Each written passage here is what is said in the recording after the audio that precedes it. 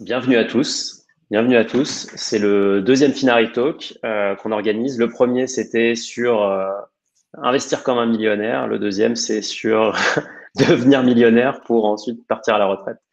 En gros, et donc les Finari Talks, c'est des talks qu'on organise tous les mois pour parler des deux thématiques de l'investissement. L'idée, c'est à chaque fois d'inviter une personne experte de son sujet. Donc ici, Victor du Fire. La dernière fois, c'était un gestionnaire de fortune qui gère des patrimoines de plusieurs dizaines, voire plusieurs centaines de millions d'euros. Et donc, voilà, ils partagent leur savoir, ils partagent leurs astuces. Et l'idée, c'est que vous preniez un maximum et que vous puissiez appliquer ça à votre propre stratégie. Le Finari Talk, c'est organisé par, vous l'aurez deviné, Finari. Finari, c'est un outil qui permet de suivre son patrimoine en ligne et en temps réel. Vous pouvez connecter tous vos comptes, vous pouvez ajouter votre immobilier locatif, votre RP, et on est capable de valoriser en fait tous vos actifs en temps réel. Et la vraie différence, c'est qu'on est hyper exhaustif, on couvre toutes les classes d'actifs, en tout cas on essaye, on en ajoute en permanence, et on développe ce produit depuis maintenant depuis quasiment un an avec Julien, mon cofondateur et notre équipe à Paris. Et la communauté a été une partie hyper importante et est toujours une partie hyper importante. Donc, n'hésitez pas à nous faire des retours et n'hésitez pas à vous inscrire. C'est gratuit. Donc, pourquoi ne pas en profiter? Top. Assez parlé de Finari. Parlons de toi, Victor. Merci encore d'avoir accepté mon invitation. Est-ce que tu peux te présenter en quelques mots, nous parler un peu de ton parcours et comment finalement tu es arrivé au Fire? Yes, alors merci Mounir pour l'invitation. J'ai eu le plaisir de te rencontrer dans les bureaux de Finari, donc très sympa. Alors, du coup, moi, c'est Victor, j'ai 33 ans, ça fait plus de 10 ans maintenant que je m'intéresse à tout ce qui est mouvement FIRE. Donc, FIRE, c'est quoi? Ça veut dire Financial Independence and Retire Early, donc indépendance financière et retraite précoce. Je pense qu'on a beaucoup qui sont ici, à mon avis, ils savent déjà un peu de quoi ça parle. Donc, c'est un mouvement, c'est un style de vie. On pourra rentrer dans le détail. Bonjour, bonsoir tout le monde. Et du coup, moi, d'où je viens, école d'ingénieur, école de commerce, banque d'affaires dans un premier temps. Et après, je suis assez vite passé dans tout ce qui est start-up et plutôt direction de start-up, petite, grosse, voire très grosse. Et du coup, j'ai fait ça pendant une dizaine d'années. Donc, ça, c'est ma vie un peu pro et ma vie perso. Du coup, Fire. Donc, j'ai beaucoup économisé, j'ai beaucoup investi. Et à 30 ans, j'avais déjà atteint, alors, parce que j'aurai beaucoup de questions là-dessus, mais moi, mon premier seuil d'indépendance financière ou de liberté financière, qui était de 4 000 euros par mois. Et un petit peu plus tard, donc 2 ans après, j'étais au vrai seuil que je voulais atteindre, donc de 8 000 euros par mois. Voilà. Top. Donc, quand tu dis 8 000 euros par mois, c'est 8 000 euros de revenus passifs, c'est ça? C'est 8 000 euros par mois de revenus passifs après impôt. Ok. Et donc, très concrètement, là, c'est comment t'es passé de cadre finalement dans des startups ou banquier à 8 000 euros par mois de revenus passifs? C'était quoi les différentes étapes? Alors, première étape, c'était un peu la prise de conscience que donc je travaillais dans tout ce qui était banque d'affaires. Donc, normalement, avant, c'était des métiers, même aujourd'hui, des métiers qui sont très bien rémunérés. Et à ce moment-là, je me suis dit, bon, je me voyais pas rester 10 ans, 20 ans dedans. Et je me suis dit qu'il faut trouver une alternative. J'ai cherché à l'époque, en 2010-2011, sur des forums américains. Je suis tombé sur le mouvement FIRE. Et en gros, j'ai compris qu'il fallait commencer à investir. Donc, progressivement, j'ai commencé à beaucoup épargner. Beaucoup investir en bourse et j'ai aussi commencé à faire pas mal d'acquisitions en immobilier. Et après, j'ai lancé des side business, donc des business automatisés qui permettent de faire des revenus passifs. Donc, j'ai fait tout ça en parallèle de cadre, si tu veux, dans une banque et plutôt cadre dans des startups. Ouais, parce que tu me disais que tu partais le week-end ou tu partais assez fréquemment t'occuper de tes appartements juste après tes heures de travail où tu avais un rythme assez soutenu finalement parce que t'avais deux boulots en fait. Ouais, c'est ça. En fait, j'ai eu la chance de commencer par un métier qui demande de beaucoup travailler. Donc, 90-120 heures par semaine. Donc, grosso modo, qu'est-ce que ça veut dire? Vous commencez à 9h30, vous finissez à 2h du mat tous les jours. Et du coup, quand j'ai quitté ce milieu-là, indirectement, je suis passé en startup. On bosse quand même beaucoup, mais un peu moins. Mais j'ai gardé ce rythme-là. Et en fait, j'ai divisé mon temps en deux. Du coup, tu avais du temps libre en fait. J'avais du temps libre pour faire des invests. Et du coup, en fait, les investissements, je les traitais comme du boulot, quoi. Ok. Et donc, justement, les investissements, tu as parlé de trois choses. Tu as parlé de la bourse, tu as parlé de l'IMO et tu as parlé des side business. Est-ce que tu peux vraiment rentrer dans le détail sur les trois et nous dire concrètement ce que tu fais, ce que tu as fait ou ce que tu fais encore aujourd'hui? Ouais. Alors, premier élément, du coup, FIRE en français, c'est souvent traduit par frugaliste. Donc, ça veut dire avoir une vie frugale. Alors, pourquoi? Donc, FIRE, ça vient des années 90 aux États-Unis. C'est principalement, comme je pense les personnes qui sont ici ce soir, des personnes dans la tech qui gagnent assez bien leur vie. Et grosso modo, il y a un chiffre à retenir. C'est si vous économisez 75% de vos revenus aujourd'hui et que vous habituez à vivre avec 75% de vos revenus, en 8 ans, vous êtes à la retraite. Donc, le calcul, si vous voulez, en détail, je l'ai fait sur Insta, on peut le faire là si ça t'intéresse. Mais en gros, à partir, il y a une hypothèse qui drive ça. Et en gros, ça vous permet de comprendre assez vite. Moi, dès que j'ai compris ça, je me suis dit, OK, en gros, il faut que j'épargne comme un porc et que je m'habitue à vivre en dessous de mon niveau de vie, quoi. Et donc ça, c'est la première règle. Cette première règle, elle s'applique principalement avec la bourse. Donc concrètement, c'est quoi? Là, aujourd'hui, vous dites, OK, bon, déjà, il faut revoir votre niveau de vie, donc ça peut être un peu compliqué. Il y a d'autres solutions après, hein, c'est propre à tout le monde. Et vous ouvrez les comptes qui ont moins de fiscalité, donc PEA Assurance Vie, dans des endroits où ça coûte vraiment pas cher, et avec principalement des courtiers qui ont des frais très peu élevés. Donc, il faut oublier toutes les banques un peu traditionnelles. Et après, vous investissez en bourse. Et ce qui est le premier investissement qui est pas mal pour les FIRE, c'est ce qui est fait aux États-Unis. Donc, c'est des ETF, donc des produits qui répliquent des indices. Et en gros, il y a très peu de frais. Et en gros, vous achetez ça et vous achetez des ETF monde. Donc, il y en a principalement deux en France qu'on peut acheter. Donc, il y en a un CW8 Amundi et il y a un Lixor, mais qui est en train de faut voir ce qu'il va donner parce que vu qu'Amundi a racheté Lixor, bon, faut voir ce que ça va donner. Ils vont probablement fusionner, ouais. Ouais. Donc, tu fais ça, t'achètes et tous les mois, tu mets une grosse partie de ce que t'épargnes de ton salaire. Et là, paf, là, tu es le modèle américain que tu répliques. Pas exactement, mais presque. Et une fois que tu as fait ça, donc là, tu es on track pour la bourse. L'objectif, c'est tous les mois vraiment d'épargner des montants conséquents et voir ce que ça donne. Aujourd'hui, cette partie bourse, tu peux un peu la pimenter avec crypto. Je pense qu'il y en a pas mal qui font ça ici. Enfin, tu peux pousser le modèle après plus loin. Tu peux changer d'ETF, tu peux faire ça. Mais déjà, dès le début, commencer par ça, c'est pas mal. Juste c'est hyper intéressant. D'ailleurs, les frais, on les analyse sur Finari. Donc, si vous avez des vieux contrats d'assurance vie, je pense que vous allez avoir une petite crise cardiaque en faisant scanner votre portefeuille. Mais tu parlais de 75% de ton salaire. Si c'est pas indiscret, tu gagnais combien à l'époque? Alors, moi, j'ai eu. C'est complètement discret, mais si tu veux bien partager le chiffre. J'ai eu des salaires différents. Donc, quand je gagnais le mieux dans ma vie, j'étais à 12 000 euros par mois. Et mon dernier salaire, j'étais à 5 000 euros par mois. Un peu plus de 5 000 euros par mois. OK. Et quand j'ai commencé, j'étais à moins. Mais j'étais quand même à des salaires dans les tranches assez élevées. D'ailleurs, ça, et on reviendra sur le sujet juste après, c'est quand même un peu quelque chose qu'on voit pas mal dans les forums FIRE, c'est que la première chose, c'est qu'il faut gagner beaucoup d'argent pour pouvoir économiser beaucoup. C'est avoir un salaire élevé, enfin pas être millionnaire, mais avoir un salaire élevé, c'est quand même quasiment du prérequis. On peut pas être FIRE au SMIC, en gros. Alors, très bonne transition, Mounir, t'es fantastique. Merci. Transition sur l'immobilier.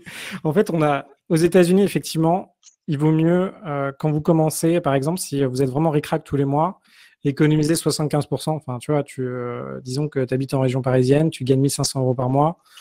Économiser 75% de 1 500, franchement, c'est chaud, même si tu es en coloc. Limite, si tu habites chez tes parents, OK, mais ça va être compliqué. Par contre, et après, il faut t'habituer à vivre avec 75% de tes 1 500, donc ça fait pas énormément d'argent. Et il y a des risques sur la fin parce que du coup, moi, je suis un peu monsieur genre business plan de ma vie. Donc, si vous regardez si vous regardez les maisons de retraite, c'est cher. Donc, à un moment, il faut quand même prévoir d'avoir assez de moyens pour payer les maisons de retraite. Enfin, bref. En France, on peut un peu truquer le système parce qu'on a l'immobilier. Donc, c'est le deuxième truc. Et donc, votre objectif avec l'immobilier, c'est d'avoir une voilure maximum. Vous êtes un bateau. Vous avez une petite voilure, c'est votre capacité d'endettement au début quand vous commencez. Donc, 35% en gros de ce que vous avez comme revenu du salaire. Et avant 33, maintenant 35. Et là, vous pouvez emprunter du coup et investir. Si vous faites bien et que vous investissez dans des biens, vous pouvez voir tous les gars sur YouTube qui parlent de ça. Si vous investissez à 12%, en fait, vous pouvez, votre petite voilure, par exemple, si aujourd'hui vous gagnez, je sais pas, à peu près 3 000 euros par mois, vous pouvez emprunter 250 000 euros. Si vous investissez dans des biens qui sont à 12% par mois, vous pouvez, au lieu d'emprunter 250 000, vous pouvez emprunter 500 000, voire 750 000. Du coup, votre voilure, elle augmente énormément. Rappelez-vous du début, en fait, FIRE, c'est quoi? C'est avoir assez de capital investi pour pouvoir en vivre. Du coup, il y a et l'immobilier en France, même si vous avez des petits salaires, en fait, on est un pays qui est vraiment ouvert. Et du coup, on peut emprunter, même avec des petits salaires en France. Et ça, c'est bien. Aux États-Unis, c'est pas possible, par exemple. Enfin, c'est possible avec des taux d'intérêt qui sont énormes. Ouais, et puis des taux qui sont pas fixes. Donc d'ailleurs c'est ce que disait Benjamin aussi, notre intervenant au premier talk, c'est qu'en fait on a un système c'est quasiment de la triche en fait. Donc c'est vraiment dommage de pas en profiter à fond. Ouais, même dans les pays européens à côté de nous, vous allez au Portugal, vous voulez acheter quelque chose, les premiers taux qu'on va vous proposer, c'est du taux variable sur le Euribor. Donc, sachant que là, on est en taux négatif. Ouais, c'est très faible, c'est hyper faible.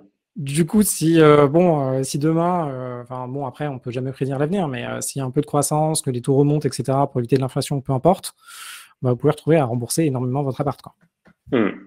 Ok. Et donc sur ces biens, c'est quoi le premier bien que tu as acheté? Après, c'est quoi ce qui a marché en gros là-dedans? Ouais, alors, premier bien qui a marché, que j'ai acheté a marché, mais pas pour les bonnes raisons. Du coup, quand vous êtes donc, dans l'immobilier, il y a plein de moyens de faire de l'argent et c'est fantastique. En gros, vous achetez un bien, vous le revendez plus cher, vous faites de l'argent. Vous achetez un bien, vous le louez et lorsque votre loyer est au-dessus de toutes les charges, vous gagnez de l'argent tous les mois là aujourd'hui et en plus, vous remboursez du capital. Bref, moi j'ai commencé, j'avais rien compris à l'époque. J'ai acheté un appartement à Paris où j'en ai fait une colocation, ça c'était bien. J'avais compris 1 sur 2, tu vois. Et à un moment, j'ai même fait du Airbnb au tout début du Airbnb, donc j'ai pas mal gagné d'argent au début. Par contre, j'ai acheté un bien, à l'époque, c'était pas les prix d'aujourd'hui, mais c'était quand même relativement cher. Donc, en termes de renta, à part le Airbnb, où au début c'était délirant, bah, Ouais. j'avais pas des rentas de biens qu'on cherche lorsqu'on veut faire du FAIR. C'était quoi les prix du mètre carré à l'époque à Paris? C'était 8 000, quelque chose? Peut-être encore en dessous, 7 000? J'étais en dessous, moi j'ai acheté des rez-de-chaussée, enfin j'étais pris donc Ouf. 55 mètres carrés, et j'étais en dessous de 8 000 euros. Faut pas que je te donne de bêtises, mais j'étais largement en dessous de 8 000 euros. Ok. Et donc ça, ce premier bien, tu l'avais trouvé toi-même, c'est toi qui avais fait, t'avais rénové, c'était quoi les détails de l'opération? Alors, je l'ai trouvé moi-même. Je suis passé par un agent. Je l'ai rénové. Au début, je voulais le rénover seul. Et là, j'ai eu la brillante idée de demander un conseil à mon père qui m'a dit, Victor, ne fais jamais ça. Passe par des personnes pour rénover, tu vas jamais t'en sortir. Et toi, concentre-toi là où tu génères le plus de valeur, donc c'est-à-dire ton travail, quoi. Et du coup, je l'ai rénové, puis je l'ai mis en location. Donc, au début, c'était un 2 chambres avec un salon. Et là, aujourd'hui, je l'ai encore. Donc, il est à côté du métro Pasteur à Paris. Et c'est un 3 chambres. Et chaque chambre est louée 700 euros. Ok. Ok. Et donc tu disais 1 sur 2, donc c'est quoi la leçon que tu as tirée de ça et après c'est quoi les biens que tu as fait par la suite?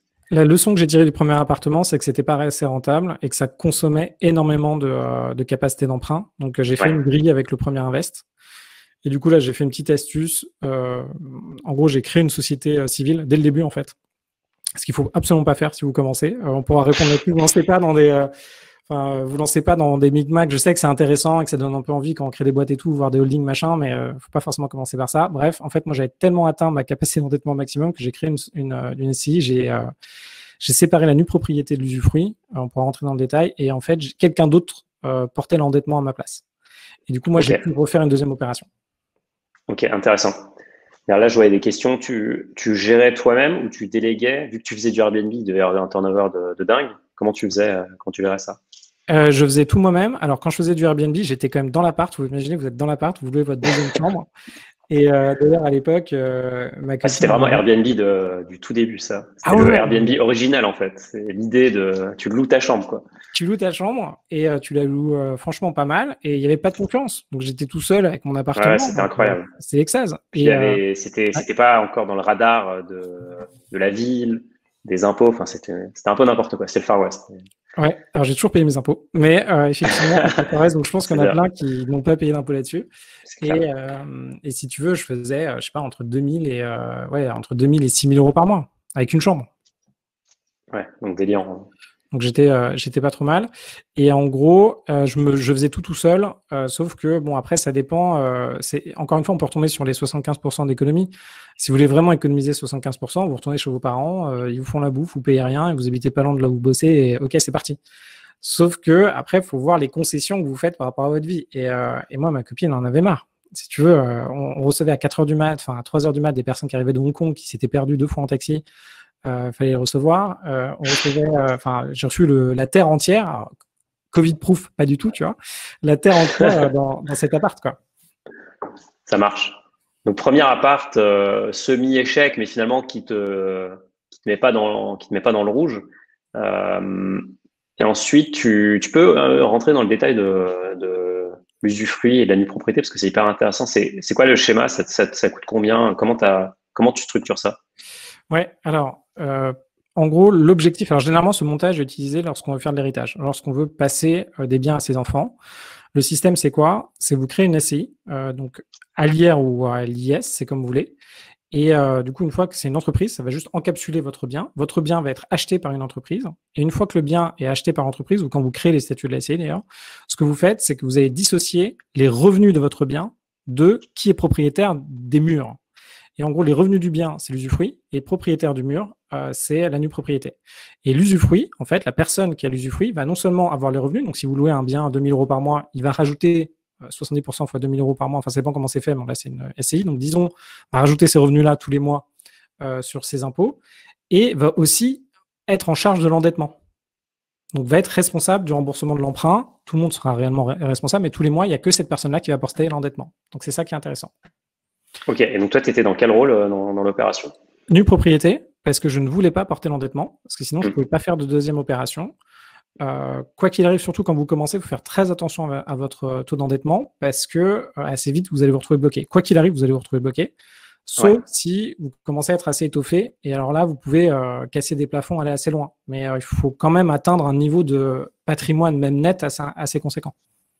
Oui, parce qu'en fait, effectivement, même si tu as 10 appartements, mais que tu n'en détiens que 3%, enfin, net, c'est ça qui sera pris en compte finalement enfin, ta capacité d'endettement sera quand même très impactée.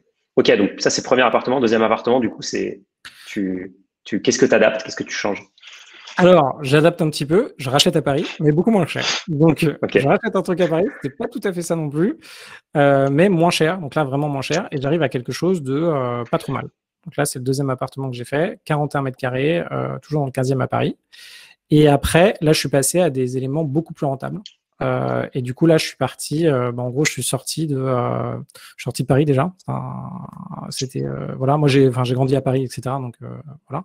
C'est dur quand vous grandissez à Paris, que vous connaissez que Paris, etc. Faut voir que le monde est très grand. Ouais, non, ça aide quand même pour les mots. Bah, j'avais fait des grandes villes, mais plutôt, tu vois, plutôt des grandes villes à l'étranger. Donc T'as fait la rive gauche. T'as fait rive gauche, rive droite, et après. Juste rive gauche, je suis pas bougé de la rive gauche, tu vois. Je n'ai pas encore compris que le 18e c'était bien, tu vois. Et, non, mais je suis parti. Je t'inviterai. Ouais, voilà, tu vois, je suis parti à Los Angeles ou je suis parti à Londres, mais ça reste c'est pas la même chose, quoi. Et du coup, après, je suis parti sur des invests, banlieue proche. Du coup, Aubervilliers, donc à l'époque c'était très bien, maintenant c'est très cher, enfin c'est trop cher pour faire ce type d'investissement. Je suis parti à Troyes, je suis parti dans l'Est à Metz, et je suis parti en Bourgogne-Franche-Comté. Donc je suis allé dans des endroits où progressivement en fait j'ai indirectement pris plus de risques et je suis arrivé à des rentas de 10, 14, 16%. Et ça, c'est possible. À Paris, c'est impossible maintenant. C'est beaucoup trop cher. Île-de-France, il y a encore des endroits, mais c'est compliqué. Enfin bon, faut s'éloigner, quoi. Et du coup, enfin là, c'est quand même un peu t'es super éclaté entre il y a Metz, il y a Troyes et il y a je sais pas à Dijon peut-être. Du coup, c'était quoi? C'était opportuniste? C'était quoi ta méthode pour trouver le bien, pour le sourcer, pour dire si c'est un bon bien ou pas, aller sur place. Enfin, et après, comment tu faisais les travaux parce que tu connaissais pas forcément des ouvriers, des artisans sur place. Ouais. Du coup, une fois que donc il y a quelques éléments à savoir pour se lancer dans l'immobilier, c'est déjà calculer une rentabilité et savoir il y a des ratios, donc comme la renta brute. Alors, ça dépend comment c'est calculé et il faut faire attention. Et moi, je serais vous, je la ferai d'une manière assez conservatrice. Donc, en gros, c'est votre loyer hors charge x 12 divisé par le coût total d'acquisition de votre bien plus les travaux. Pourquoi? Le coût total, c'est avec les frais de notaire, c'est avec enfin, tout ça, quoi, frais de l'emprunt aussi.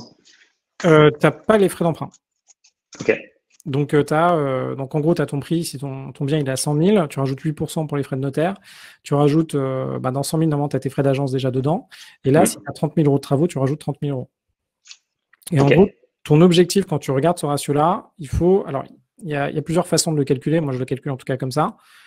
En gros, quand tu es en dessous de 7%, ça veut dire que tu es enfin, si tu es à 7% ou 6-7%, ça dépend, mais en gros, tu es en cash flow neutre. C'est-à-dire que ton flux de trésorerie à la fin de l'année, il est de zéro. C'est-à-dire que ton bien, à la fin de l'année, tu payes enfin, tu reçois tous tes loyers, tu payes toutes tes charges, tu as une balance neutre. Ok. Après, si tu arrives dans les 12, 13, 14, même 16%, c'est là où, en fonction du loyer que tu as, donc plus tu achètes des choses qui se louent bien, plus tu peux avoir quelque chose qui te reste tous les mois. Ok. Alors après, on peut ajuster effectivement, parce que je vois dans les commentaires, on peut ajuster ce calcul en mettant que on va avoir 10% de vacances, etc., etc. Tout ça, ça vient après de l'étude de la zone que tu fais. Après, pour trouver une zone, bah, le premier élément, c'est quoi ton budget? Tu as 250 000 euros, tu peux rester en Ile-de-France pour faire des colocs. Tu n'as pas 250 000, tu as 100 000 euros, là, tu restes pas en Ile-de-France. Tu vas aller dans des petits villages, là où le prix au mètre carré est à 500 euros, 1000 euros du mètre carré. En fait, tout dépend après de combien, de quel est ton budget, quoi. Et donc toi, c'était quoi comment par exemple tu as trouvé l'appartement à Metz ou un des appartements à Metz? Alors là, gros concours de circonstances pour l'appartement de Metz. Communauté Fire. Donc dans la communauté, il y a des personnes qui étaient intéressées pour acheter des biens immo. Ah oui, je crois que j'ai vu que tu avais fait un post dessus même. Ouais, je crois que j'avais fait sur Insta. Ouais. T'as Johnny qui est devenu une grosse star maintenant, qui est dans la communauté Fire. Et du coup, on a organisé un week-end. Et dans le week-end, on a visité 5 biens qui, franchement, étaient pas mal à Metz. Et on est tombé sur ce bien. Du coup, 70 000 euros hors frais de notaire, où on peut faire 4 chambres et louer les chambres 450. Et si t'es vraiment bon, 500 euros, quoi, 480. Et si t'es pas bon, 350. Et tu peux en faire une coloc qui est vraiment rentable. Et le seul problème, c'est que ce jour-là, personne ne s'est positionné pour l'acheter. Et du coup, moi, j'aurais dit, bon, bah, positionnez-vous maintenant, sinon, moi, je l'achète. Personne s'est positionné. Du coup, en rentrant dans le train, je l'ai acheté. Donc, je me retrouve avec un appart à Metz, comme ça. Voilà. Et là, les travaux sont en cours. Ok, ça marche. Et après, les travaux, comment tu fais pour trouver t'as ta méthode, tu fais toujours les mêmes trucs, tu as toujours les mêmes meubles, les machins. C'est de standardiser. Je sais que tu aimes bien scale les trucs. Donc, comment tu as réussi à scale cette partie-là qui est quand même hyper chronophage et pas hyper intéressante? Ouais, c'est tout à fait ça. Donc moi, j'ai un gros fichier Excel où j'ai tous mes meubles avec tous les prix de mes meubles, presque en real time. Il y en a beaucoup, c'est du Ikea, tu vois. Toujours la même chose. J'achète toujours les mêmes meubles parce que je connais les défauts. Il y a toujours des défauts, etc. Je sais quand ça craque ou pas, etc. J'ai même un petit peu de stock à force de trucs que j'ai à côté.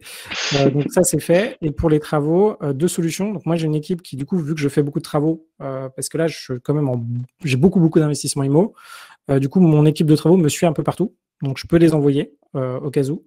Et sinon, donc, c'est un peu plus cher. Ou sinon, pour trouver des entrepreneurs locaux, généralement, je sympathise pas mal avec les agents immobiliers, etc. Et ils m'ouvrent un peu leur réseau pour faire des travaux. Ok, ça marche. Et donc, aujourd'hui, ça représente quoi ton parc en nombre de biens et comment tu les gères au quotidien? Ouais, donc aujourd'hui, j'ai plus de 15 biens. Et en plus de ça, j'ai un immeuble. Donc un immeuble de bureau qui a la même valeur, voire qui est un peu plus, c'est mon plus gros patrimoine. Et en plus de cette business, et comment je gère ça? Il y en a une partie où c'est délégué, donc délégué à des agences, où je suis content mais pas forcément très content, et il y a une partie dont je m'occupe toujours tout seul. Ok. Et donc là, si tu devais recommander à quelqu'un de se lancer, tu lui dirais gérer tout seul, mettre en agence. Enfin, c'est quoi il y a une méthode gagnante ou c'est un peu en fonction des locataires, c'est vachement variable. Ouais, moi je dirais que c'est ça. Alors déjà un bien, je pense qu'au début je le mettrai jamais en agence directement, sauf si tu trouves une agence, une pépite.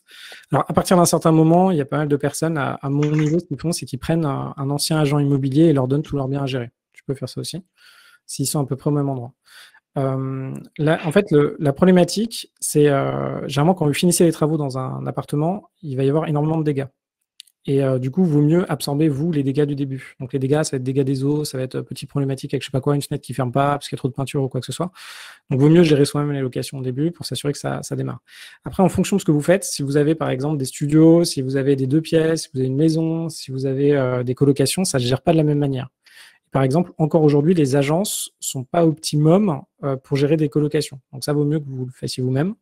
Et après, en fonction de l'endroit où c'est, il y a quand même des gros points noirs avec les agences. C'est en fait le niveau qu'il faut pour pouvoir louer un de vos biens. En gros, si les agences respectent réellement les règles qu'elles s'imposent elles-mêmes d'ailleurs pour louer des biens, il faut gagner 3 fois le loyer. Et du coup, ça va vous enlever énormément de profils qui sont en fait des personnes qui sont très bien.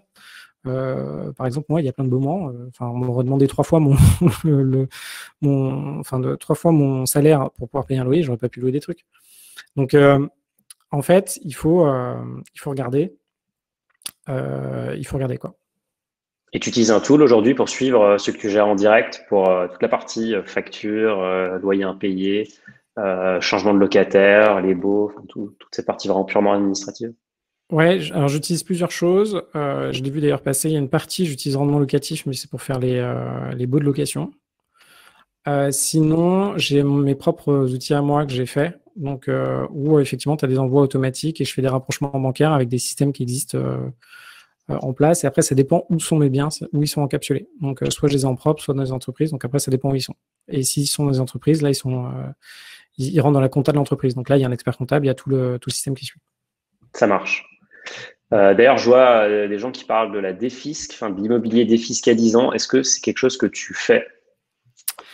Alors, moi, j'en fais pas. Donc, en gros, le consensus un petit peu dessus, c'est que la défisc, c'est bullshit, oui, dans la plupart des cas. Donc, pourquoi? En fait, il faut comprendre qui gagne de l'argent et où par l'argent. En gros, vous achetez un bien, je sais pas, 100 000. En fait, déjà, vous achetez une voiture neuve. Donc, une voiture neuve, c'est 40 à 50% trop cher pour ce que c'est, parce que vous achetez la même voiture 6 mois plus tard, elle vous revient 50% moins cher. Donc déjà, quand vous faites du neuf en immobilier, généralement, où sont les Pinel?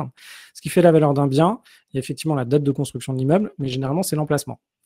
Du coup, quand vous faites un Pinel, ils vont vous faire du neuf dans des endroits où potentiellement il y a une tension locative, mais on ne sait pas. Et généralement, c'est des endroits où le prix du foncier est peu cher, etc., etc. Donc bref, vous achetez quelque chose qui est trop cher et vous l'achetez au prix du neuf. Déjà, vous l'achetez très cher. Et après, en fait, généralement, les Pinel, pourquoi c'est un marché qui est vraiment dynamique? Parce qu'il y a beaucoup de commissions à prendre pour des intermédiaires. Donc, que ce soit votre banque, que ce soit vos conseillers en gestion de patrimoine, etc. Et en gros, ils vont prendre, grosso modo, vous achetez un truc à 100 000. Je vous sors des chiffres un peu comme ça, mais ils vont prendre entre 10 et 20 000 euros. Ce sera des coms pour des intermédiaires. Donc, c'est pour ça que votre banque elle va vous pousser à prendre ça, parce que ça va faire le petit bonus de votre banquier qui gère 500 personnes en même temps, quoi. Ok, donc pas intéressant pour toi. Ça marche. Et donc, sur la troisième partie, c'était les side business. Ça, c'est... Ouais, vas-y, explique-nous un peu ce que tu fais à ce niveau-là. Ouais, du coup, il y a un moment, en fait, ça dépend quels sont vos objectifs. Donc, si aujourd'hui, vous gagnez très bien votre vie, ne serait-ce qu'en faisant la bourse ou même en faisant de l'immobilier papier, parce que ça peut être intéressant si vous gagnez très bien votre vie, que vous n'avez pas besoin de renta assez importante, vous pouvez atteindre, en fait, ça dépend quelles sont les chances que vous donnez, vous pouvez atteindre l'indépendance, je sais pas, en 5, 10, 20 ans. Et moi, en ce qui me concerne, en fait, par rapport à ce que je gagnais, je m'étais fixé des objectifs d'indépendance assez élevés. Et du coup, il y a un moment, la bourse, je faisais ce que je pouvais, donc j'épargnais, j'investissais. L'immobilier, je continuais, mais je me retrouvais bloqué pour une capacité d'endettement. Et du coup, je me suis dit, OK, comment faire des prochaines opérations des plus grosses? Et du coup, là, j'ai lancé des business. Alors, j'ai à peu près tout fait. Je pense que ce qui me qualifie, c'est un peu de me marrer en faisant mes trucs, tu vois. Donc, j'aurais peut-être dû faire un seul truc. Mais du coup, j'ai lancé des business un peu en mode startup, ce qu'on peut voir aujourd'hui. Alors, la différence, bref, ce qui est un side business, c'est quoi? C'est vous lancez un business qui est automatisé ou délégué et qui vous rapporte de l'argent tous les mois et qui, normalement, n'a pas pour objectif de devenir une entreprise qui fait des millions, quoi. Et donc là, en ce moment, t'en as qui tournent? Ouais, donc là, j'en ai pas mal. Donc, j'en ai plein de petits. Donc là, c'est des business plutôt SEO, donc positionnés avec du référencement Google. Donc, j'en ai plein de petits qui font entre 0 pour ceux qui ne marchent pas, jusqu'à 2500 euros par mois. Stable, plutôt 1000 euros. Cela, il y a par exemple du consulting de psy en ligne, il y a une agence de design thinking, il y a de l'accompagnement de certification d'organismes de formation. En gros, j'ai plein de niches un peu comme ça que j'ai creusé, où j'ai fait des trucs dessus. Sinon, dans mes gros side business, j'ai un espace de coworking à Paris. Alors, je ne le mets pas en immobilier parce que c'est pour moi réellement un business. Donc, c'est de la sous-loc. Donc là, c'est 250 000 euros de chiffre d'affaires par an, c'est 40 000 euros de marge, hors Covid.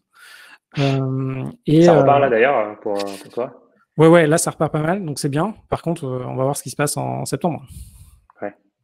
Et là, on est dans les mois creux parce que c'est les mois d'activité. Alors, parce que dans mon espace de coworking, il y a location de bureau, mais aussi location de salle de formation. Et les salles de formation, juillet-août, il n'y a jamais de formation, enfin pas beaucoup. Ok. Donc, Les trois piliers, et c'est quoi les 8 000 € par mois, ils viennent d'où? C'est écuit réparti, c'est quoi les grandes quantités? Ouais. Alors, j'ai jamais consommé la bourse, donc je la mets même pas dans mes calculs, alors que c'est assez conséquent. C'est-à-dire que tu réinvestis les dividendes que tu touches, enfin, ils sont automatiquement réinvestis. Peut-être que tu prends que des ETF qui accumulent les dividendes. C'est ça, vraiment. Ok, donc, Et je les sors pas parce que j'en ai pas besoin et en plus j'ai pas atteint, mais en fait fiscalement ce serait pas terrible pour moi. ouais, t'as pas atteint la date des les 5 ans ou les 8 ans pour les assurances vie. Exactement. Donc là, si je les sors dans pas longtemps, c'est parce que je m'achète ma résidence principale et je vais les utiliser peut-être en apport, mais il faut faire attention parce que quand vous faites ça, vous comprenez vite qu'en fait, les montants investis et même votre patrimoine net augmente très vite. Et du coup, il y a quand même un truc qui s'appelle l'IFI en France, qui est quand même pas très élevé et d'ailleurs qui ne double pas si vous vous mariez. Donc, n'oubliez pas que si vous avez un beau patrimoine, que votre conjointe a un beau patrimoine et votre conjoint et que vous vous mariez, l'IFI ne bouge pas, mais vos patrimoines sont ajoutés. Donc, pour ceux qui pensent que ça Il y pourrait être mieux, aura un petit cadeau dans la corbeille, peut-être. exactement. Donc, pour le salaire, ça peut être intéressant, mais pour le patrimoine, ça ne marche pas. Donc, faut faire attention quand vous sortez de l'argent, que vous le réinjectez dans l'IMO, parce que l'IFI, c'est sur l'IMO. Bref, du coup, moi, rien qu'avec l'immobilier, je l'avais. Rien qu'avec les side business, je l'avais. Et dans les moments où ça marchait très bien pour moi, j'étais des revenus très, très conséquents. Ça marche. Et donc, IMO, d'ailleurs, tu disais que tu avais fait une SCI assez rapidement. Donc, aujourd'hui, tu es full SCI ou tu as aussi du LMNP en partie? Ouais, alors là, ça dépend de. Alors, moi, j'avais une stratégie, justement, d'où le titre de ce soir. Moi, j'étais là, OK, à 30 ans, max 33, j'aurais atteint mon espérance, qui fait qu'à partir de 30 ans, je ne vis que de ça. Et du coup, quand vous faites une stratégie comme ça, il faut être très agressif sur les impôts. Alors, en fait, généralement, quand on commence à faire l'investissement immobilier et ce qu'on veut faire de façon générale, on va prendre un modèle d'impôt, on paiera des impôts plus tard, ce qui est normal. Quoi qu'il arrive, en fait, vous allez payer quasiment les mêmes impôts, à part 2-3 trucs près. Et grosso modo, moi, quand j'ai commencé, c'est pour ça que je me suis structuré avec SCI à l'IR déjà. Donc, je ne me protégeais pas des impôts, donc je payais beaucoup d'impôts au début, mais parce que je savais que très tôt, en fait, j'allais me dire, OK, ça, je vais vivre de ces revenus-là. Ça change. Si vous décalez de 10 ans, ma stratégie n'est pas bonne. Donc, il faut plutôt potentiellement faire une SCI à l'IS pour se protéger, etc., etc. Bref, donc moi, j'ai du LMNP, j'ai de la location nue, j'ai achat entreprise et j'ai achat SCI. Ça marche. Ça marche. Et donc là, je pense que la plupart des gens qui nous regardent n'ont pas encore fait ce cheminement ou peut-être entamé le cheminement. Donc là, si tu devais partir à zéro, c'est quoi la première étape? C'est comment tu définis ce fameux chiffre comment tu tombes en fait sur ce chiffre mensuel et pourquoi c'est un revenu, enfin pourquoi c'est un revenu mensuel qui est un bon indicateur pour l'indépendance financière. Et d'ailleurs, comment tu peux aussi t'assurer que si tu dépenses 8 000 ou 4 000 ou 10 000 par mois, tu vas pas au bout d'un an te retrouver en fait à zéro. Alors, je pense que le premier exercice, qui est un exercice qui est peut-être un peu dur pour pas mal d'entre nous, après ceux qui sont passés un peu par les banques, c'est un peu plus simple, c'est vraiment de faire un BP de sa vie en se disant, OK, moi, la vie que je veux, donc déjà savoir à peu près la vie qu'on veut, et une fois qu'on sait ça, ce qui est très, très dur, très, très, très dur, une fois que vous savez ce que vous voulez, de vous dire, OK, moi, je veux vivre à Paris ou à Marseille, choisissez peut-être des choses qui coûtent un peu plus cher, donc pour avoir plus de marge. Bon, vous voulez vivre à Paris, vous voulez avoir 2 enfants, vous voulez habiter dans tel quartier, vous voulez avoir un appartement de telle taille, et vous calculez combien ça coûte. Vous faites tout ça. Vous vérifiez juste à votre départ à la retraite et si vous avez des soucis de santé en fin de vie, si ça, c'est à peu près aligné. Parce que si vous partez sur des revenus, enfin des montants très bas, potentiellement à la fin, ce sera plus. Une fois que vous avez fait ces calculs-là, en fait, vous faites votre budget, donc prévisionnel. Donc tous les mois, voilà combien ça va coûter, donc les enfants, etc., etc., etc. Et vous arrivez à un montant. Et après ce montant-là, soit vous êtes avec quelqu'un, soit vous faites vous-même le FIRE totalement et vous le divisez par 2 ou vous le faites vous-même. Et là, vous avez votre montant de ce qu'il vous faut tous les mois. Une fois que vous avez ça, il y a une règle qui est assez simple, qui est largement critiquable, mais qui est quand même pas mal parce que ça permet de fixer un objectif de patrimoine. C'est la règle des 4%. Donc, en gros, c'est de vous demander si vous investissez de l'argent principalement en bourse ou dans side business ou assets, etc. Si vous investissez de l'argent et que cet argent vous rapporte 4% net, combien il faut avoir de patrimoine investi? Et en gros, cette règle, elle est assez simple parce que 4%, du coup, ça fait un quart. Du coup, ça fait multiplier par 25. Donc, en gros, vous prenez par exemple, on va faire 3 000 €, vous faites 3 000 €, faites 3 000 € x 12, ça fait 36 000 € annuels. Et là, vous multipliez par 25, ça fait 900 000 €. Donc, vous savez qu'il vous faut, si vous faites que la bourse, 900 000 € placés en bourse à 4%. net. Si c'est autre chose, et après vous jonglez, vous faites OK, je vais faire un peu d'immobilier, vous allez chercher peut-être 12% de renta et réussir à avoir 4% net.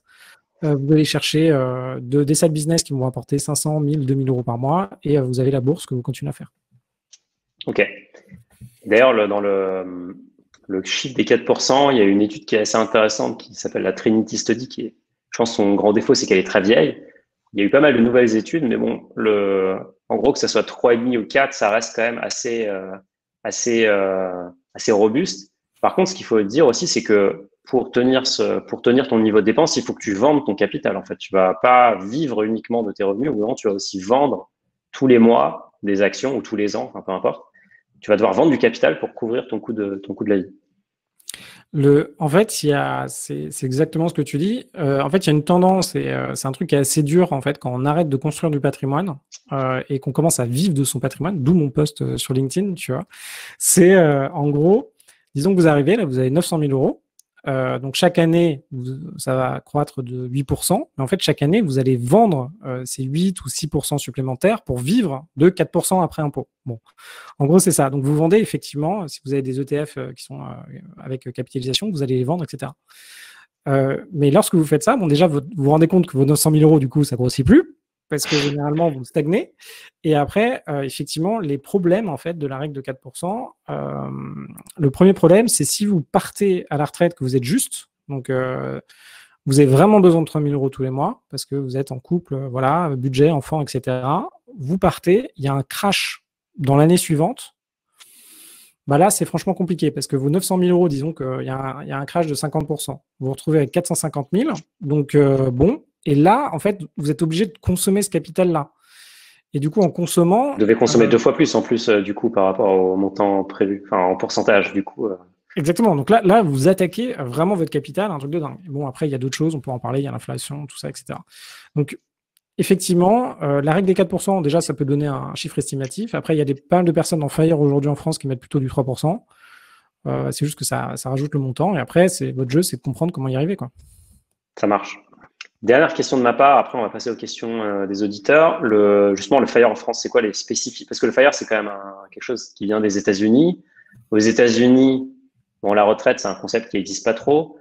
Il y a la sécurité, je crois qu'il y a les Américains ont une sécurité sociale très, très réduite à partir de 65 ans, mais bon, c'est quelque chose que les FIRE prennent en compte. Donc eux, ils sont vraiment dépendants à 100% de leurs économies. En France, on a quand même la retraite à partir de 62 ans. Il y a quand même plein de choses. Il y a la santé qui est moins chère. Du coup, c'est quoi les spécificités du FIRE en France? Est-ce que c'est plus simple de le faire? Est-ce que c'est plus compliqué? Il y a aussi la taxe PUMA, par exemple. Est-ce que ça, c'est un truc que tu prends en compte? Ouais. Du coup, pour taxe PUMA, on peut l'éviter assez facilement. Et après, il faut voir si tu as envie de l'éviter ou pas. Mais en gros, tu te verses un salaire et tu peux éviter la taxe PUMA. Donc, Juste la taxe PUMA, c'est la taxe pour les rentiers, en fait. On taxe les gens qui n'ont que des revenus du capital. On taxe plus. Ouais. Et du coup, pour truquer la taxe PUMA, il suffit que tu aies une SAS et que tu te salaries. Et du coup, tu as un autre revenu. Et il y a un montant minimum de salaire, mais c'est très bas, hein, que tu vas te verser. C'est de l'ordre de 1 000 euros. Du coup, en te versant ça, tu évites la taxe PUMA. Après, la France, bon, c'est un des pays où il y a le plus de prélèvements sociaux. Donc, si on regarde, je crois que c'est 44% du PIB français, c'est des prélèvements sociaux. C'est énorme. En fait, si on regarde tous les prélèvements sociaux. Donc, il y a quand même cette partie-là où il y a beaucoup d'impôts, beaucoup de prélèvements sociaux. Après, la France, c'est un peu… il y a quand même l'aspect, finalement, bon, déjà, il y a le chômage. Après, il y a l'aspect… il y a l'aspect, je me suis perdu dans ce que je voulais dire, il y a l'aspect emprunt, donc où on peut vraiment emprunter. Donc en fait, finalement, c'est juste une façon différente de le faire. Sachant qu'aujourd'hui, comme ce que tu disais, les États-Unis, effectivement, pourquoi c'est vraiment problématique quand les marchés boursiers américains surtout chutent? Parce que c'est toutes les retraites des Américains. Donc il y a des gens qui peuvent se retrouver ruinés. Nous, aujourd'hui, on est quand même en train de changer un peu notre système par répartition. Pourquoi? Parce que grosso modo, on n'est pas assez à cotiser dès aujourd'hui et ça s'empire. Donc, c'est-à-dire qu'il n'y a pas assez de jeunes travailleurs pour financer les actifs. Et en plus, les jeunes travailleurs aujourd'hui gagnent pas forcément autant que ce qu'on aurait pu espérer pour financer des actifs qui ont très bien gagné. Du coup, il y a plusieurs problèmes qui arrivent. Bref, tout ça pour dire qu'en France, on est quand même en train de bouger cette retraite par répartition vers une retraite par capitalisation, surtout pour les plus hauts revenus. Et du coup, il y a de plus en plus de produits qui arrivent sur le marché qui permettent finalement, en évitant l'impôt ou en mettant l'impôt à plus tard, d'investir en bourse. Donc déjà, la bourse, ça commence à devenir de mieux en mieux en France pour faire ça. Et après, il y a épargne retraite. C'est le plan épargne retraite dont tu parles. Loi Pacte, faite par Bruno Le Maire et un peu pilotée par Bruno Le Maire. Et dedans, il y a tout ce qui est PER, donc plan épargne retraite, où il y a plusieurs choses qui sont de plus en plus intéressantes. Et même tout ce qui est participation en termes d'actions, en termes de dons d'actions, quand vous rejoignez une entreprise, tout ça, la fiscalité est en train d'être allégée. Donc, on est en train d'évoluer vers ça. Donc, non seulement, effectivement, on est en train d'enlever un peu de retraite par répartition, mais à côté, on essaie de fournir aux personnes des moyens de faire leur propre retraite. Donc, ça évolue et vraiment dans le sens américain. Donc, ça arrive. Et du coup, en fait, finalement, il y a quelques éléments qui changent. Le plus gros problème, c'est que quand on est salarié aujourd'hui, vous gagnez 3 000 €, vous coûtez 6 000 € à l'entreprise. Et en gros, c'est 3 000 € supplémentaires. Vous avez de grandes chances de les toucher aux États-Unis et de pouvoir les investir en bourse. En France, vous ne les toucherez pas. Donc, ce qui fait que le système en e-bourse marche beaucoup mieux quand vous êtes à la Silicon Valley, que vous habitez dans votre van parce que ça coûte trop cher, on n'a pas le taux d'avoir une maison, tu vois, et que vous pouvez beaucoup épargner, quoi. Ça marche. On va passer aux questions. Donc, n'hésitez pas à poser les vôtres ou la vôtre dans la section correspondante. Je vais commencer par les questions qui ont été posées sur notre communauté, dont on va poster un lien dans le chat. Première question. On a couvert pas mal de choses. Je pense que le FIRE, c'est un peu un rabbit hole. Donc, une fois que tu descends dedans, tu peux t'y perdre. Du coup, si tu avais un seul conseil, ou si tu devais donner qu'un seul conseil à des gens qui débutent, ce serait lequel? Pour moi, c'est de trouver quelqu'un qui est déjà FIRE un peu avancé et de lui demander comment faire et d'être accompagné. Et après, chaque semaine, en fait, c'est vraiment, il y a encore cette notion de mindset, il faut vraiment changer d'état d'esprit et être avec des gens qui pensent comme ça, parce que sinon, on se retrouve trop dans la masse qui ne pense pas pareil. Donc, trouver quelqu'un qui a déjà fait et après avoir un petit groupe de travail avec les mêmes objectifs. Donc, quelqu'un qui est très avancé, après un groupe de travail où vous êtes 4 à vouloir acheter un bien immobilier ou faire vos premiers investissements en bourse. D'ailleurs, toi, dans le FIRE, il y a quand même cette notion d'arrêter de travailler. Enfin, c'était le titre de l'événement, c'est partir à la retraite. C'était un peu provocateur parce que finalement, toi, tu n'es pas à la retraite. Aujourd'hui, tu continues de travailler. Toi, ton objectif, c'était de toucher un revenu et d'arrêter de travailler, ou c'était simplement d'assurer tes arrières financièrement? Moi, c'était vraiment de me dire, aujourd'hui, l'argent, c'est plus un problème. Donc, l'argent, c'est plus un problème pour les projets. Alors, faut faire attention parce que dès qu'on met les projets qu'on veut réaliser, ça dépend quels sont les projets. Donc, demain, tu veux changer le monde. Là, il faut beaucoup d'argent, je pense.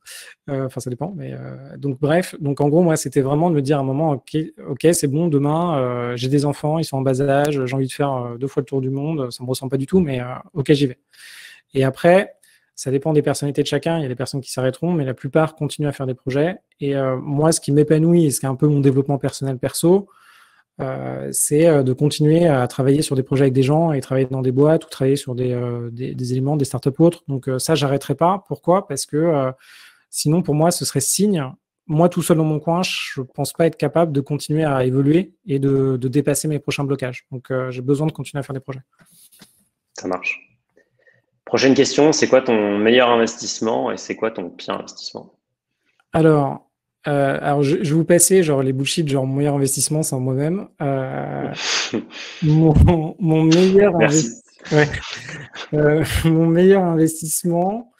Ah oui, bah si, mon meilleur investissement. Alors mais le problème, c'est que je vais pointer quelque chose qui n'est absolument pas révélateur de ce qu'on doit faire. Donc en gros, ça m'est arrivé dans ma vie d'investir dans une startup et de me retrouver avec un investissement qui a énormément bien marché, mais la probabilité que ça fonctionne, je pense, est aussi élevée, en tout cas dans mon cas, était aussi élevée que jouer au loto, quoi.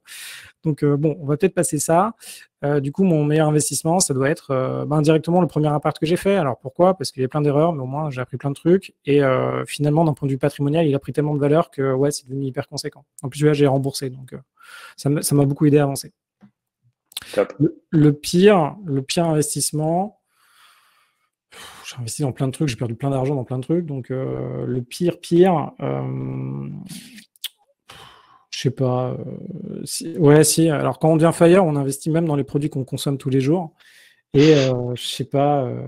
Moi, à chaque fois que je vais à la Fnac, j'ai envie d'acheter plein de bouquins, je le dis jamais. Donc mon pire investissement, ça va sûrement être un de ces bouquins ou un objet, tu vois. Je sais pas, tu vois, en face de moi, j'ai un extracteur de jus là. Si je le réutilise pas, tu vois, j'utilisais beaucoup pendant 2 ans. Si je le réutilise pas, c'est un mauvais investissement. Ça marche. L'extracteur, bon, ça va, c'est pas les conséquences financières sont gérables. Ouais, les autres, dans là où j'ai perdu beaucoup d'argent, des C'est travaux. intéressant ce que tu dis parce que tu dis que tu fais beaucoup d'investissements et que finalement, ça, je trouve que c'est très américain aussi, c'est de dire que l'erreur fait partie de l'apprentissage et que c'est impossible de que faire des home runs et d'enchaîner les bons investissements et de monter à 10 millions en ligne droite. On va forcément se prendre des gamelles en fait à un moment. Ouais, je suis d'accord. En fait, peut-être que ça existe, hein, parce qu'il y a toujours mais en fait, ça n'existe pas. Tu vois, par exemple, j'avais fait un post sur LinkedIn en disant qu'il y a un des membres du groupe Fire qui était à 3 millions d'Ethereum, il est descendu à 1,5 million. Et un des commentaires a été mais Victor, ça sert à quoi de rejoindre le groupe Fire si il y a des performances aussi exécrables? Bah, moi, la réponse, c'est malheureusement, dans Fire, vous êtes seul. Déjà, dans votre vie, vous êtes seul. Dans Fire, vous êtes encore plus seul. Et il y a un moment, vous êtes malheureusement, il y a des choses que vous voyez pas, vous êtes obligé de vous prendre des gamelles pour avancer. Et vous allez vous prendre des gamelles à la hauteur de où vous en êtes aujourd'hui. Donc moi, ma prochaine gamelle, ce sera peut-être une gamelle avec beaucoup, beaucoup de zéros derrière. Et tant pis, j'avais juste besoin de sentir ça parce que je m'étais trompé ou j'avais pris trop de risques, etc. Ça marche. Next question. Dans ton livre, tu parles de seuil de liberté financière. C'est quoi les différents seuils? Tu en as parlé tout à l'heure parce que tu disais que tu avais atteint le premier seuil à 30 ans. Ouais, alors moi, dans mes définitions, mon premier seuil, c'était 4 000 € par mois. C'est ce que je consommais tous les mois avec impôt. Et du coup, et avec une vie confortable, mais sans enfant. Et du coup, c'est donc en gros à Paris, c'est un loyer ou remboursement d'un appartement entre 1500. En gros, votre appart vous coûte 2 000 € par mois et vous avez le reste, c'est ce qu'il vous faut pour vivre. Et du coup, moi, c'était ça mon premier seuil. Après, en fonction de là où vous habitez, etc., tout peut changer. Donc, encore une fois, vous allez à Palo Alto, votre premier seuil sera 10 000 € par mois. Les mecs à 170 000 €, 170 000 $ par an, ils s'en sortent pas, quoi. Ils n'arrivent même pas Oui, c'est le bas de l'échelle. Ouais. Du coup, c'est ça. Et après, deuxième seuil, et en fait, deuxième seuil, c'est quand vous commencez à vous projeter en vous disant, est-ce que la vie que vous vivez aujourd'hui, c'est ce qui va vous coûter le plus cher? Et moi, en l'occurrence, c'était pas ça, donc d'où les 8 000 €. Donc là, on rajoute deux salaires et finalement, donc pour m'accompagner moi et 2 enfants à Paris. Ça marche. D'ailleurs, peut-être précision sur ton Fire à toi. Toi, tu es un adepte du Fat Fire, c'est ça? Et le Fat Fire, c'est de dire qu'en fait, tu veux être indépendant financièrement, mais tu veux vivre dans une ville qui coûte cher, tu veux continuer à aller au resto et tu veux pas être en train de compter tu vas pas regarder les promos pour aller faire tes courses. Tu veux avoir une vie qui est quand même, un niveau de vie qui reste quand même conséquent. C'est ça. Si on se met sur l'échelle, je suis tombé sur un forum sur l'échelle américaine. Dans l'échelle américaine, je suis même pas dans le Fat Fire. Dans l'échelle américaine, parce que tu es trop bas en fait ou... Je suis trop bas, ouais. Je suis trop bas. Donc dans l'échelle, donc c'est exactement ça. Moi, j'adore le resto, devenir pote avec tous ceux qui gèrent des restos autour. Si j'ai envie de partir quelque part, je veux le faire. Si je veux mettre mes enfants dans des écoles privées, je peux le faire. Donc en fait, c'est un montant qui est assez conséquent. Pour tous ceux qui habitent Paris ou autres grosses villes, en fait, c'est pas vraiment délirant quand on regarde les coûts qui sont associés. Et après, il ne faut pas oublier quelque chose, c'est surtout en France, plus vos revenus montent, plus l'imposition est quand même assez forte. Donc en fait, vous avez comme ça en face. C'est clair. Prochaine question, tu travailles combien d'heures par semaine? Alors, ça dépend. Là aujourd'hui, pas de réponse du type je ne travaille pas puisque je fais quelque chose qui me plaît. Enfin, on ne travaille pas une heure. Ouais, non. Il y a un de mes potes du BCG qui m'a beaucoup aidé, donc un cabinet de conseil, et il m'a dit, parce que je me plaignais d'un taf que j'avais, et il m'a dit, mais Victor, est-ce que dans ton taf, tu as 60%, est-ce que les 60% que tu fais, c'est dur et t'aimes pas? Je lui ai dit oui. Il m'a dit, mais est-ce que les 40% restants, finalement, tu arrives un peu à t'épanouir, ou au moins ça te fait marrer, ça te fait kiffer? Je lui ai dit oui. Il m'a dit, bah alors c'est un taf parfait. Bah, c'est exactement ça. Donc, même aujourd'hui, c'est pareil, parce que je pense que, en tout cas, ça dépend quels sont vos objectifs. Moi, mes objectifs, c'est commencer de continuer à voir ce que j'ai pas compris dans la vie, de continuer à avancer. Et du coup, quand vous faites ça, vous sortez de votre zone de confort à 50% du temps. Donc 50% du temps, vous n'êtes pas au top. Hein. Je sais pas, vous n'êtes pas habitué à aller à tel endroit, vous devez plutôt à prendre une douche froide, peu importe. Mais en gros, vous êtes en difficulté. Donc moi, aujourd'hui, la seule contrainte que je m'impose, c'est de travailler le matin et pas l'après-midi. L'après-midi, je fais ce que je veux. Donc c'est pour ça que sur Instagram, des potes m'envoie des très chaleureux branleurs l'après-midi quand je fais du squash. Tu vois. Et donc je bosse le matin et après, en fonction des projets, s'il y a des charges sur des éléments, je vais bosser un peu plus. Et du coup, ça peut m'arriver. Après, ça dépend de ce qu'on appelle le travail, mais le week-end dernier, par exemple, j'ai fait 3 fois le tour de Roi Merlin Ikea parce que j'ai besoin de renouveler mon fameux fichier Excel, quoi. Ça marche. Dernière question de la communauté. Après, on passera aux questions qui ont été posées aujourd'hui. Comment tu fais pour équilibrer entre continuer à investir et finalement développer ton capital et vivre de tes rentes et profiter du travail que tu as déjà accompli? Comment tu fais pour équilibrer ça mentalement? C'est hyper galère. Et en fait, là, moi, je suis à un moment où, quand vous commencez à consommer du capital potentiel, c'est hyper frustrant. Et quand vous dites que vous arrêtez, par exemple, vos side business, donc vous arrêtez de créer des business supplémentaires qui génèrent de l'argent, c'est hyper frustrant parce que, en fait, c'est un peu comme la vieillesse, quoi. Comme la paire de cheveux, quoi. Vous stabilisez et en fait, c'est assez dur, ce passage-là. Du coup, je ne suis pas un bon exemple, donc je continue à faire des trucs qui gagnent de l'argent, à continuer à avancer. J'ai du mal avec ça. Et je pense que beaucoup de faillards ont beaucoup de mal avec ça. Ça marche. On va passer aux questions dans le chat. Comment as-tu trouvé les idées de tes side business? Alors, la plupart de mes side business, les idées sont venues d'endroits où je travaillais. Donc, par exemple, le coworking de Paris, j'étais dans l'espace de Google au Kenya, à Nairobi, et c'était un coworking. Et moi, je trouvais ça génial. Je suis revenu en France, j'ai vu qu'il en existait 2. Je me suis dit, OK, on va lancer un. Donc, parce que je l'ai vécu, non seulement en tant que client, je l'ai expérimenté. Par exemple, sur les organismes de formation, j'ai plusieurs organismes de formation. Du coup, j'ai vu qu'il y avait un enjeu autour de la certification. Et du coup, je me suis dit, OK, il y a un besoin. Et les acteurs sur le secteur ne me parlent pas, donc il faut le créer. Et du coup, le mieux, c'est quand même du vécu, du personnel, et en fait, très vite quand même de se planter, quoi. Voilà, moi, ma première boîte plantée, c'est quand j'avais, je sais pas, 18 ans, quoi. Donc, très vite, il faut se lancer dans le truc et se rendre compte qu'en fait, c'est l'apprentissage. L'apprentissage est dur, l'apprentissage coûte beaucoup, mais il faut le faire. Il faut le faire beaucoup. Et après, il faut tenir. Bon, faut se maintenir, quoi. Persévérer, ouais. Est-ce que tu recommandes d'utiliser Je suis désolé, je te bombarde de questions. Ouais. Est-ce que tu recommandes d'utiliser un prêt personnel pour investir dans des choses comme le crowdfunding ou de la SCPI et aller chercher des rendements, faire de l'arbitrage de taux en gros finalement et dire le rendement est largement supérieur à mon taux et voilà. Est-ce que c'est quelque chose que tu recommandes? Alors, ça dépend vraiment de. Déjà, généralement, les personnes qui font ça, c'est un peu ça la problématique, c'est des personnes qui sont plutôt jeunes, qui voient de l'opportunité et qui ont une aversion au risque très faible et du coup, ils y vont.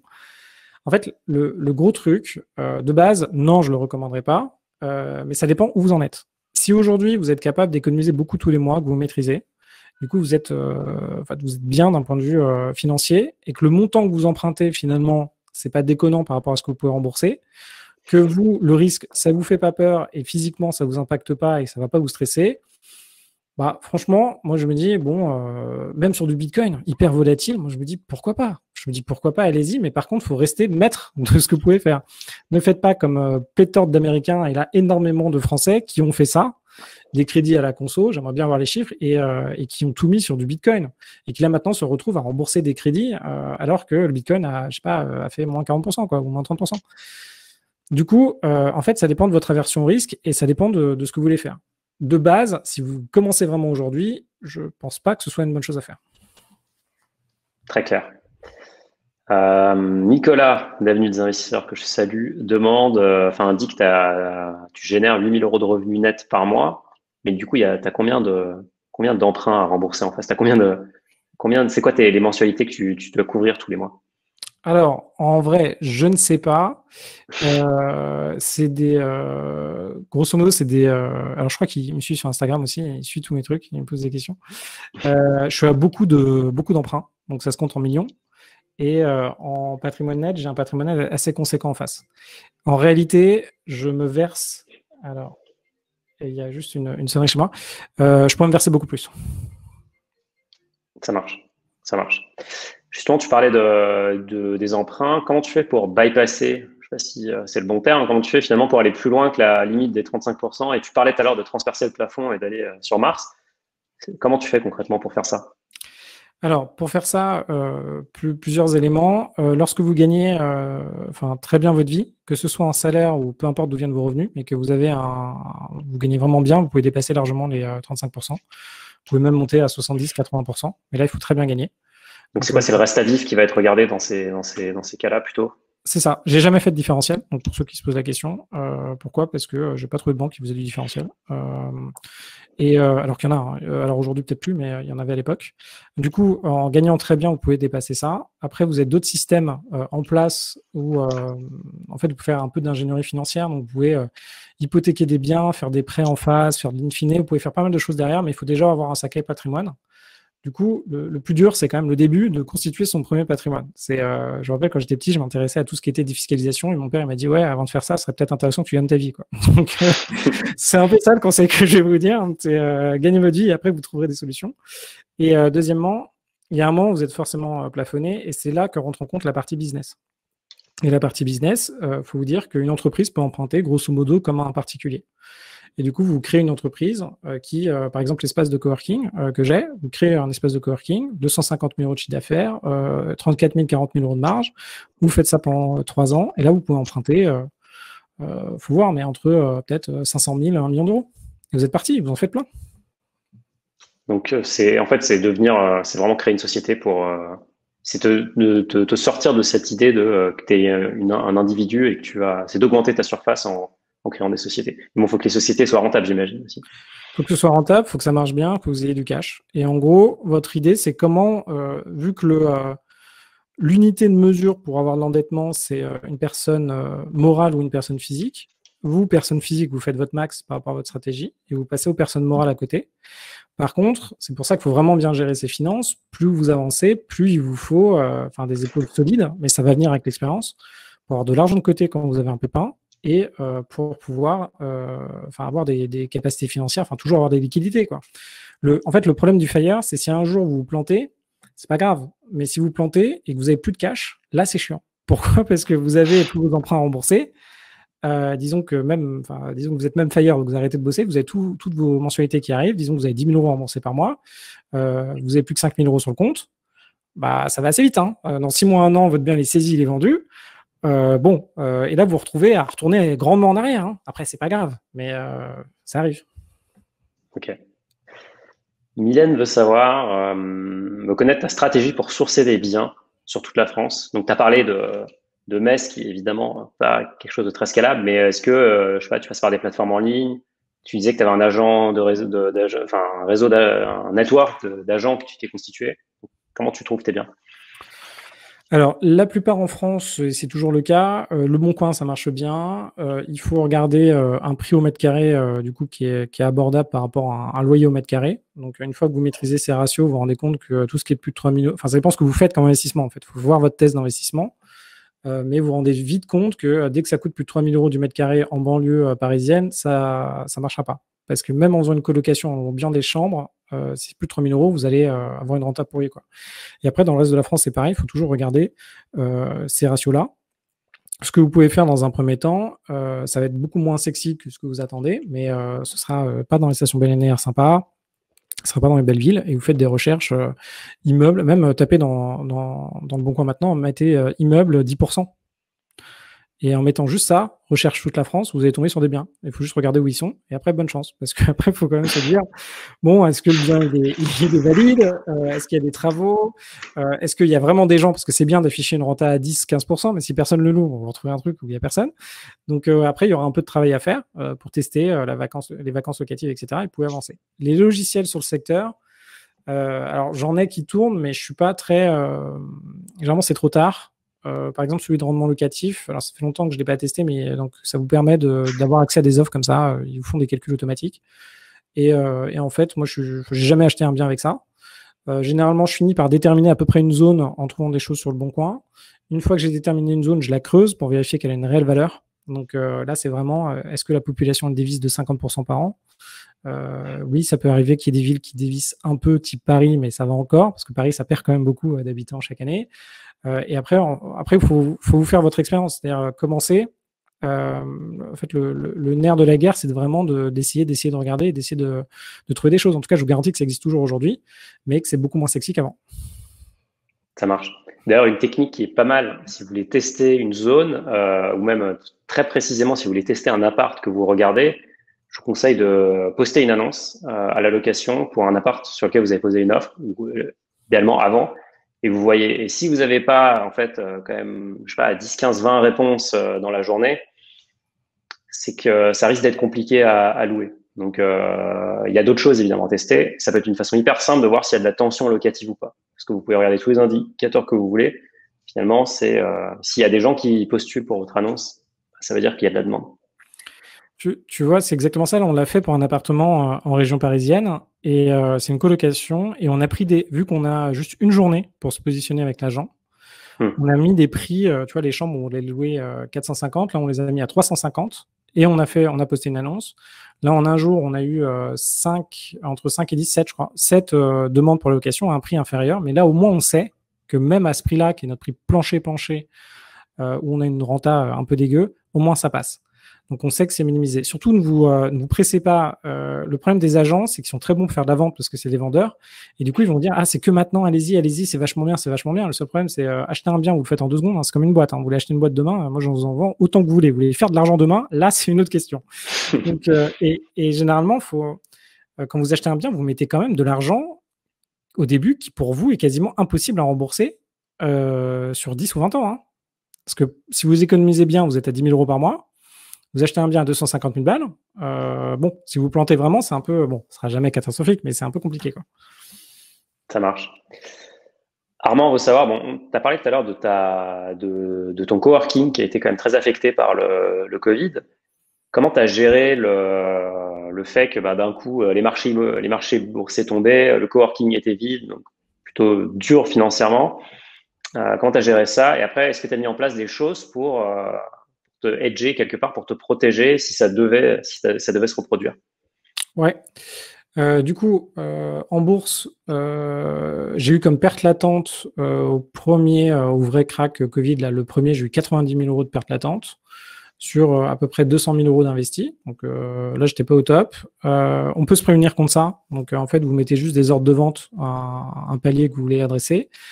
Il y a une autre problématique en faisant ça, c'est lorsque vous mettez des ordres de vente, vous payez des frais parce que vous vendez. Et surtout, ce qu'il faut retenir, c'est quand le marché descend, il descend généralement, alors ça peut descendre sur plusieurs jours, mais quand il remonte, il va remonter sur 3-4 jours.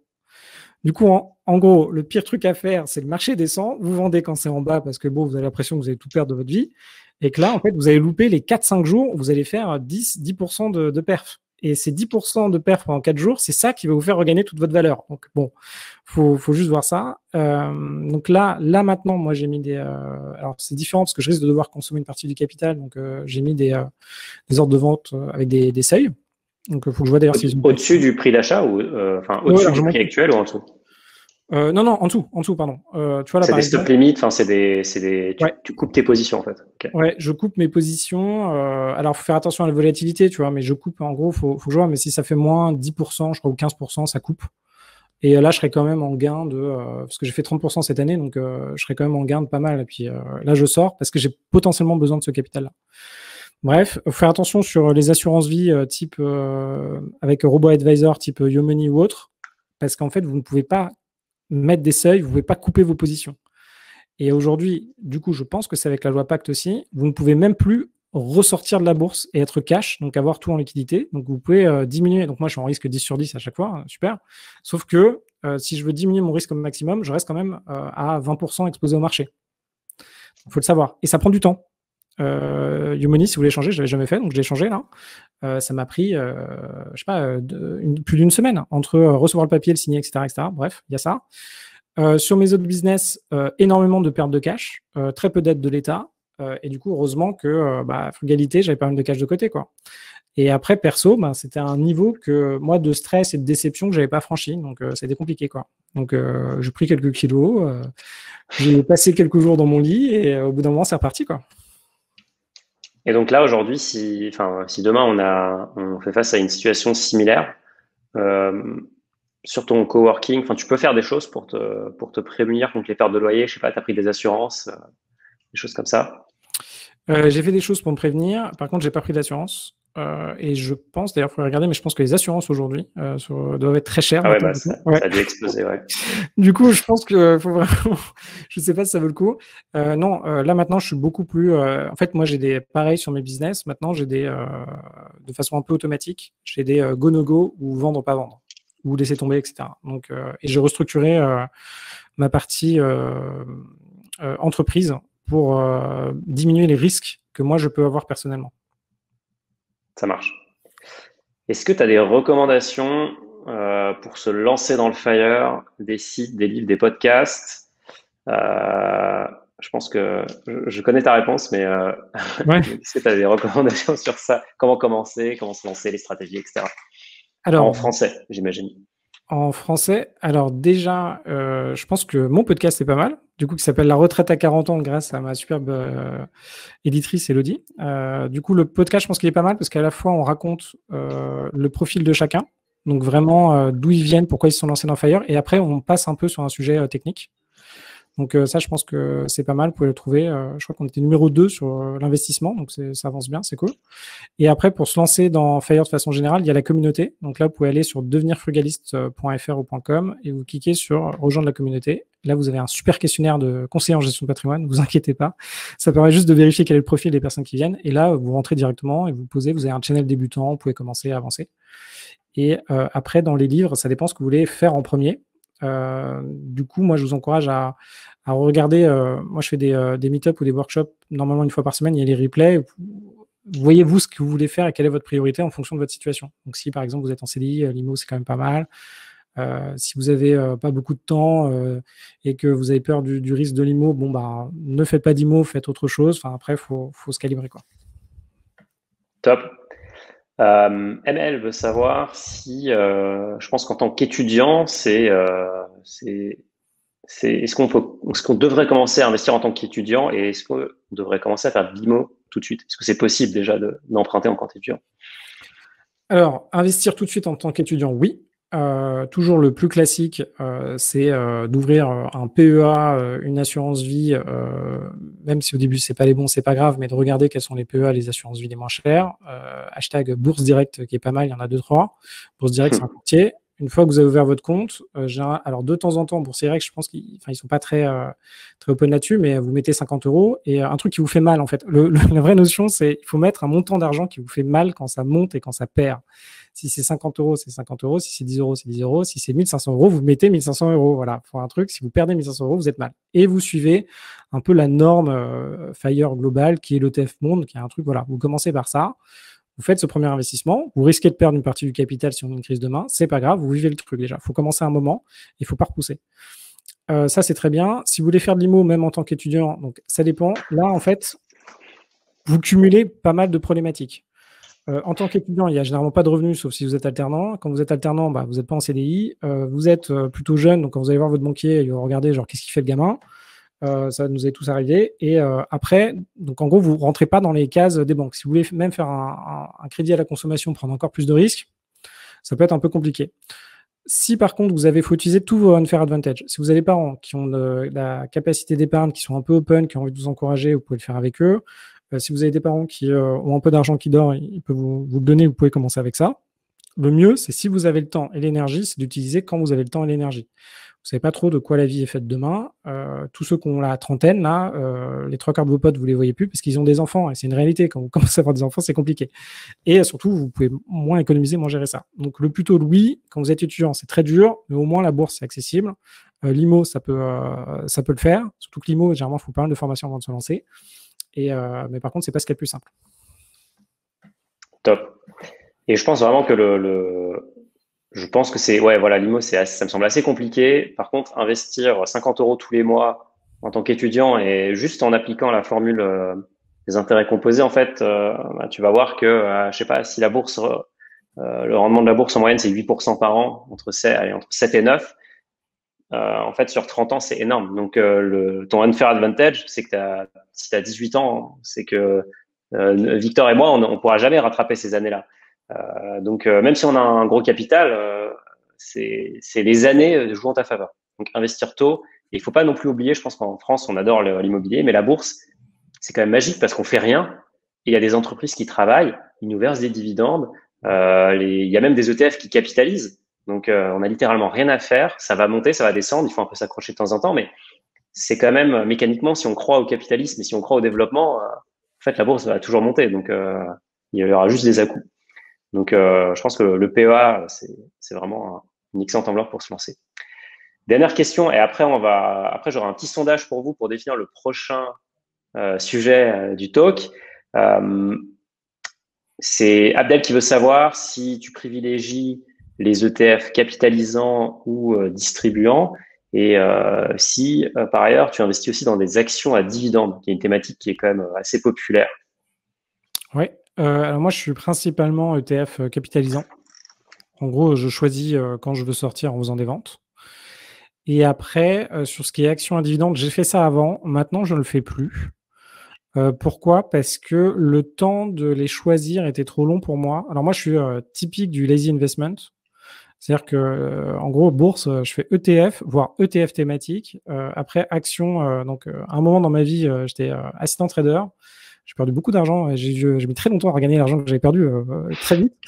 Et du coup, en fait, je vois le temps que ça peut prendre de faire ses propres décisions pour investir en bourse. Ça peut être bien, mais il faut y passer du temps. Et du coup, moi, d'un point de vue ROI, mon temps est mieux utilisé ailleurs. Donc, par exemple, là, le truc que je devrais capitaliser énormément, c'est l'immobilier. Je devrais en faire 10 fois plus parce que là, je maîtrise le truc. Et les side business qui me rapportent beaucoup plus. Et donc ça, c'est un peu je pense que c'est hyper intéressant. C'est ton approche qui est vraiment purement héroïste. C'est que ton temps a une valeur et du coup, aujourd'hui, tu préfères te dire que tu vas rien faire sur les ETF, tu vas être lazy et tu vas plutôt investir sur quelque chose sur lequel tu peux agir. Donc, je pense que ça, c'est aussi, je trouve, très américain comme mindset.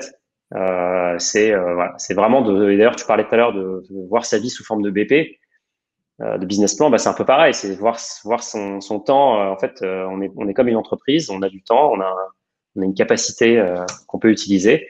Et donc, passer son temps à trouver des actions qui payent des dividendes pour faire peut-être 1% de plus que un ETF capitalisant, bah, c'est peut-être pas si rentable que ça parce que ce temps-là, il aurait pu être utilisé pour faire plein d'autres choses, lancer des business, etc.